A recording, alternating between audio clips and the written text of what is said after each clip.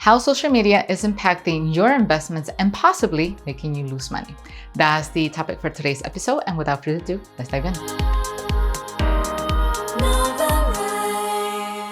Hello everyone, and welcome back to another episode at Novarise Invest. If this is your first time tuning into this channel, this is your channel for financial education. So today we're going to talk about social media.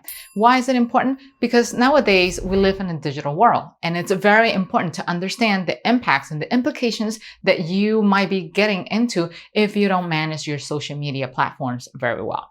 Now, this episode was actually created exclusively for those who are looking to build their brand through social media. We're not covering anything that has to do with the personal aspects of it, because we know that a lot of you have social media to connect with families in different countries, in different states.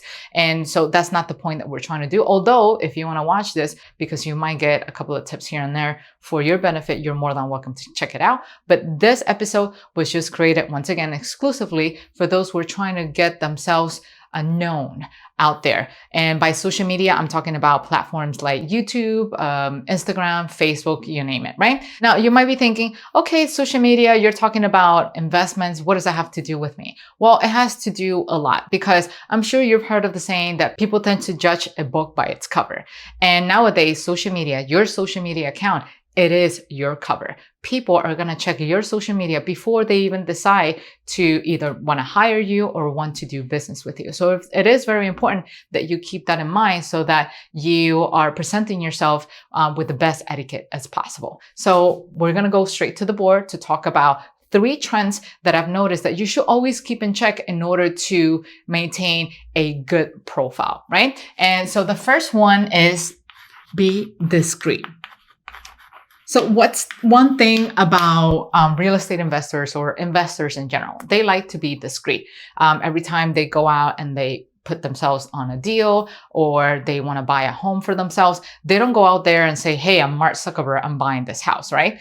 Typically what they do is that they do it through a third party. They do it through somebody who is going to keep their anonymity, because they're looking to get the best possible pricing, the best possible deal out in the market. And so when you go ahead and you, let's say, do a deal for Warren Buffett, and all of a sudden you're posting it all over social media and say, hey, I just closed a deal for Warren Buffett, that's not something that they're going to like, right? And it's not the right use of their brand for your personal benefit. They're trusting you with their brand. They're trusting you with your money for a reason. And the fact that you just splashed all the way out there, it's not good business acumen. There's a reason why millionaires create multiple LLCs and multiple legal entities to protect their asset. And you are not the exception. You can become a liability if you're not discreet with them, and you can lose business out of it, right? Now, the second trend that I've noticed is that you shouldn't be extravagant, right?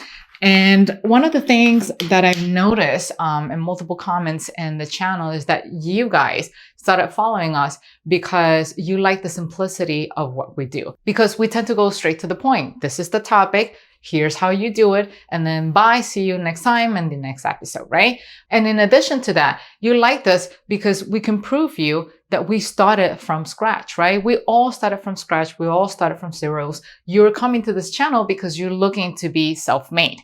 And when you are self-made, you value hard work. You value money. So you don't want to go ahead and, invest your money with someone else. And then all of a sudden that person is flashing a Ferrari out there, flashing, piles of cash all over parties with like champagne bottles being thrown all over the club. You definitely don't want that type of individual to be part of your brand building, because it just goes to say, hey, when is this person even working?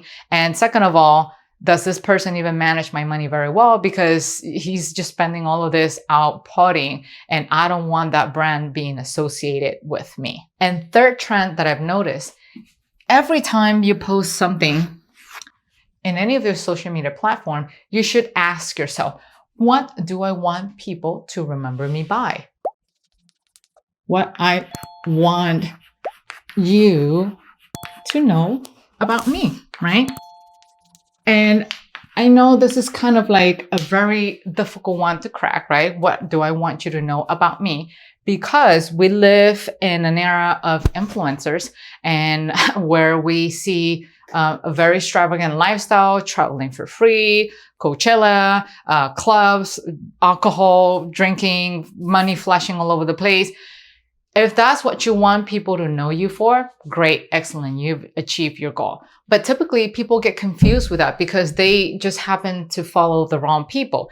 If you want to become an influencer, then that's great. But if you don't want to become an influencer, you want to attract a certain caliber of customers, people who are discreet, people who have a lot of money, that's not the way to attract them. And just to share more of a real life example with you. So when I started off my career, I was in a whole different field than the one that I ended up in my last job. So I started out being a spokesperson, and I used to represent alcoholic beverages. So the brands that I represented were Heineken, Absolute, I represented Johnny Walker. And when you checked out my social media, all you saw at the time were pictures of me basically partying, because that is what the brand did. It's you know, leisure. It's you go out there and you have fun, you have a drink with your friends.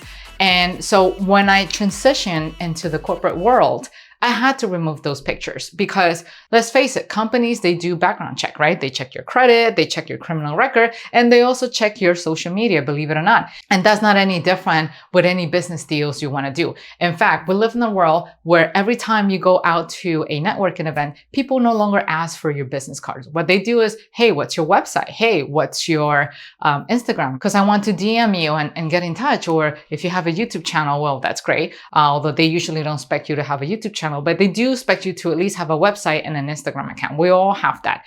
And once again, people tend to judge a book by its cover. So is that the brand that you want to portray? If you want to go ahead and become an influencer and be a party planner and all of that stuff, then that's the great image that you want to portray. But if you want to attract partners who are going to go out there and do syndications with you and big deals and multi-million-dollar portfolios, that's not the way to portray yourself, because that has a lot to say about your brand. People don't want that. People want a disciplined person who is going to be committed, who is going to be discreet, and knows how to handle money in a way that doesn't scream to the world, oh, look at me, I'm rich, right? And the last trend that I have for you is pay attention to your profile picture, okay? So if you're trying to look professional and attract high net worth individuals, you have to post a picture that is of good quality. So no selfies showing off skin, or no selfies showing the duck lip where you're posing with your big lips out there. Especially not the kind of picture where it shows that you're taking a picture of a mirror and then the mirror is reflecting back your image. That looks cheap.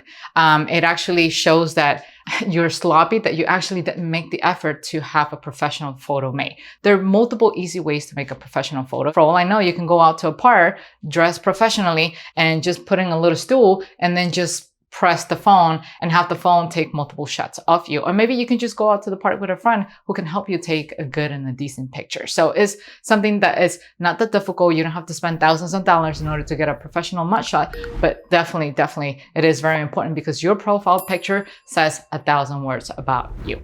So that's pretty much all I have for you today. Hopefully you find today's episode valuable, and I will be seeing you guys soon. Take care. Bye-bye.